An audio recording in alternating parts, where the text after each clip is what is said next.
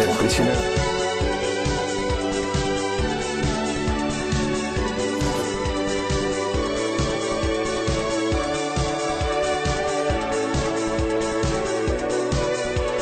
Mi nombre es Fabián Kuzman, del prisionero en Argentina. Son delitos terribles. No puedo dejar de mencionar las innumerables comunicaciones y requerimientos que he recibido respecto a la existencia de ciudadanos argentinos privados de libertad que, por la naturaleza de las acusaciones y las características de su proceso, pueden y deben ser considerados como prisioneros políticos por no haber tenido oportunidad al debido proceso de ley.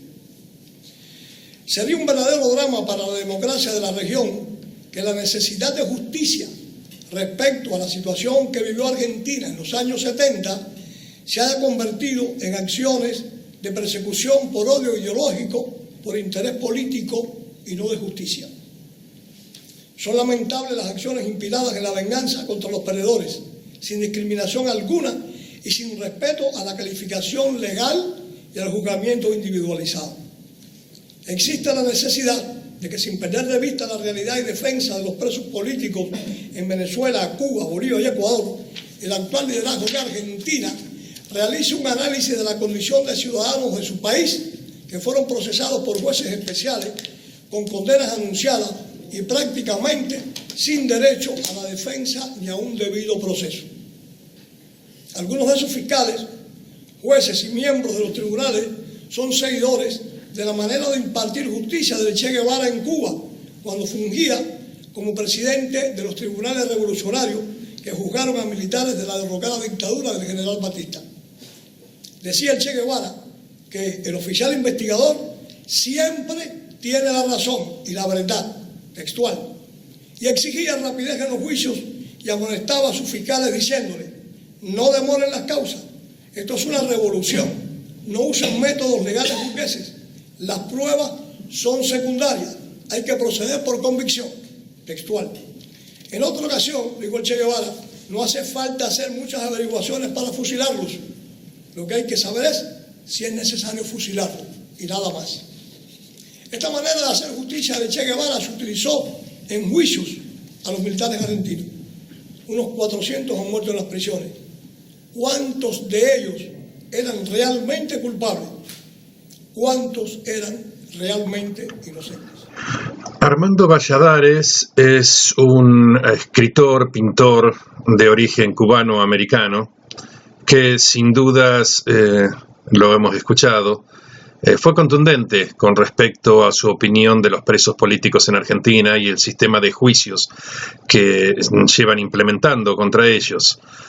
Hizo una comparación bastante dura con lo que hacía Ernesto Che Guevara en los tribunales populares en Cuba. Valladares fue lo que se denomina un preso de conciencia del régimen totalitario de Castro en Cuba. Algo similar a lo que pasaba durante la década ganada, en donde cualquier persona que opinaba diferente al gobierno era tachada de golpista. En la otra cara tenemos un político argentino, el señor Federico Pinedo. Federico Pinedo es un hombre de una cultura bastante alta. En este tipo de reunión, en este específico seminario, creo que se dedicó a darnos una clase de instrucción cívica y dejar de lado el tema que Valladares había puesto en el candelero, que era: en la Argentina hay hoy presos políticos. La palabra de Federico Pinedo, sin intención de insultarlo, o cómo no decir nada en 14 minutos. A mí me gustaría aportar también una mirada diferente, que esté más orientada al futuro que a mirar para atrás en cuanto a la experiencia histórica de cómo hemos respetado o no respetado la democracia y los derechos humanos. Me parece interesante pensar en el futuro en América Latina, porque tanto la OEA como la UNASUR o el Mercosur son todos organismos que tienen en su constitución lo que se llama la cláusula democrática, que consiste en el compromiso de los miembros de estas organizaciones internacionales de respetar la democracia dentro de sus propios países y de transformar a América Latina en una zona de paz, cosa que se ha declarado en otros instrumentos, y en una zona de democracia. A veces las declaraciones, como es bastante común entre nosotros, no condicen con los hechos, pero me parece que es un buen desafío que tratemos de darle contenido a qué quiere decir esto de las cláusulas democráticas para adelante, para tratar de fortalecer lo que significa la democracia y el respeto de los derechos humanos. Yo tengo para mí que la idea de democracia y la idea de derechos humanos tienen una misma raíz, un mismo origen, que es la idea del respeto de la dignidad de cada persona. Dignidad para los que son creyentes, cristianos, por ejemplo, es dignidad de ser hijos de Dios, ¿no? La misma dignidad por ser todos hijos de Dios. Y en no creyentes se requiere una elaboración propia, pero uno es digno de algo o digno respecto de algo, y ese algo son algunos derechos que tenemos por ser personas y que si no tuviéramos dejaríamos de tener nuestros atributos de humanidad que nos diferencien de atributos del resto de los animales de la tierra, ¿no? La dignidad me parece que es lo que tienen en común la democracia y los derechos humanos. La democracia, en la concepción originaria de cuando nos independizamos, de cuando nos hicimos naciones, como decía, o estados, como decía Cisneros, en nuestra región, en nuestro país, se dio simultáneamente la convergencia de dos fenómenos: el fenómeno de la independencia como país independiente, como país con personalidad propia, y de la libertad, los movimientos libertarios europeos que salían del absolutismo. Y es bastante feliz que nuestro génesis, nuestro origen, sea la convergencia de la independencia y de la libertad, que son ideas diferentes, pero es rico que se hayan encontrado esas dos corrientes en un mismo río cuando fuimos creados como nación. En aquellos momentos la democracia era vista como el gobierno del pueblo. Los pueblos tienen derecho a gobernarse a sí mismos. Y yo creo que ahí está la base de todo, porque cuando uno dice que en democracia gobierna el pueblo, lo que está diciendo no es que gobierna un sector del pueblo, que es el soberano, que puede hacer lo que quiere un sector del pueblo, aunque sea la mayoría de la totalidad, sino que quien es soberano, quien tiene la totalidad del poder, es la totalidad del pueblo, la mayoría y las minorías. Y esto es porque una sola persona es valiosa porque es digna y porque tiene derechos que nadie le puede quitar, porque esa persona es parte del pueblo y como parte del pueblo es dueño de una parte de la soberanía, del poder absoluto del conjunto. Entonces ahí se juntan la democracia y los derechos humanos. Los derechos humanos, que nacieron bastante tarde en la historia de la humanidad, después de la Segunda Guerra Mundial, después del horror del nazismo y del holocausto. Los derechos humanos son el reconocimiento que nos hacemos entre todos de que cada uno de nosotros tiene la dignidad de tener ciertos atributos que nadie puede quitarle, de los que nadie lo puede privar. Son los atributos que mencionaba Valladares, son las libertades que mencionaba Valladares, son las libertades que están en la Constitución de los argentinos. que está claramente dividida en dos partes, una que se llama Declaraciones de Derechos y Garantías, que son un reconocimiento de los derechos de las personas, y la segunda parte, que es la parte de las instituciones, decía Lustó, es el Tratado de Paz de los Argentinos, y no son cualquier institución, son las instituciones que son necesarias para garantizar el ejercicio de las libertades, de los derechos y garantías. Sin ese tipo de instituciones, sin división de poderes, sin esos mecanismos de equilibrio de poderes y de contrapoderes, de control de unos poderes sobre otros y de equilibrio del poder para que nadie lo tenga todo, insisto, porque el poder es de todo el pueblo. Sin ese tipo de instituciones no se resguardan los derechos y garantías de cada persona. Entonces, creo yo que democracia y derechos humanos en el fondo es la misma idea.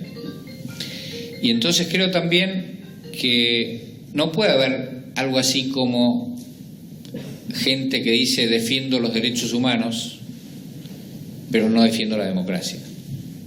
O no defiendo las instituciones que son las que permiten que se resguarden los derechos humanos. Me parece que ahí no es que haya una contradicción, lo que hay es una mentira. Y entonces me parece que como países que hemos dicho vamos a vivir en una zona de paz y que hemos dicho vamos a vivir en una zona de democracia, como Latinoamérica, lo que tenemos que hacer es darle contenido a las cláusulas democráticas que hemos firmado y que deberíamos buscar un consenso y un acuerdo con el resto de nuestros países hermanos latinoamericanos. Para que eso tenga el contenido de implicar, vamos a respetar los derechos de cada persona, vamos a respetar los derechos de cada persona a ser respetados por las demás en el sistema político también, como dicen los tratados de derechos humanos que también hemos firmado y que también integran nuestra Constitución y que también son el decálogo de los derechos humanos. También vamos a tener los derechos políticos, que ahí están, y tenemos que tener instituciones que resguarden esos derechos políticos, el primero de los cuales es la libertad de expresión y la libertad de circulación.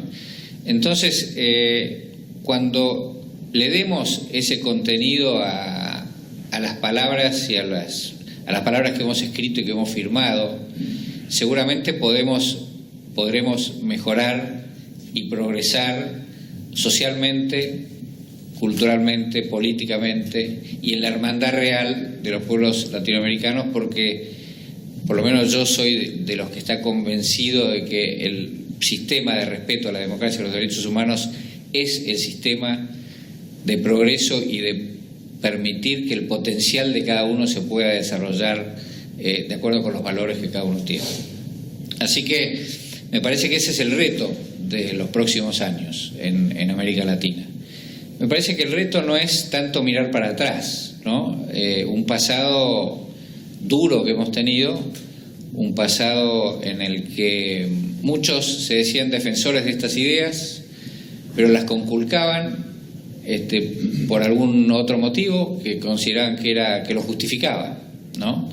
Entonces había unos que decían que había dictaduras buenas y dictaduras malas, y que eran buenas las dictaduras de derecha y que lo que eran necesarias porque había que contrarrestar a los que querían dictaduras de izquierda. Y había otros que decían que era buena la dictadura de la izquierda, bueno, lo han escrito, ¿no? Porque era el mecanismo para imponer la revolución que ellos pregonaban, y que por lo tanto se podía prescindir de esto, del respeto a los derechos humanos, se podía torturar a alguien, o se podía matar a alguien, o se podía encarcelar sin juicio a alguien, o bueno, las infinidades de violaciones de derechos humanos que hemos padecido, o se podía asesinar a alguien en aras de alguna otra idea que alguien creía que era mejor. Ese es nuestro pasado, ¿no? Me parece que el desafío del futuro es lo otro, tratar de llenar de contenido las palabras que hemos dicho que queremos defender en las cláusulas democráticas. Gracias. Bien, hay que ser realista. Ningún gobierno va a admitir que tiene presos políticos. Ningún gobierno puede admitir que tiene muertos en el placar. Hay una parte que me pareció interesante rescatar, y es cuando Federico Pinedo habla de llegar a un acuerdo con nuestros países hermanos en base a respetar los acuerdos precisamente que se han firmado. Si nos exigen un liderazgo en la región, o como dice Vargas Llosa, puede ser la posibilidad de Argentina de tomar el liderazgo de Hispanoamérica, de Latinoamérica precisamente, ¿por qué no? Tal vez sería interesante dar el ejemplo y comenzar nosotros a respetar lo que Argentina ha firmado, estos acuerdos que Argentina ha firmado. Mencionaba Pinedo que en un pasado no muy lejano, tristemente célebre pasado, se asesinaba por tener ideas diferentes, y que de ahora en más los derechos humanos tienen que ser respetados. Es una posición interesante y creo que todos estamos de acuerdo con esto. El mayor problema es que el gobierno del presidente Macri creo que está dejando escapar que hay hoy por hoy 356 presos políticos muertos, que, como dijo Valladares, han sido juzgados por tribunales muy próximos a los revolucionarios tribunales cubanos.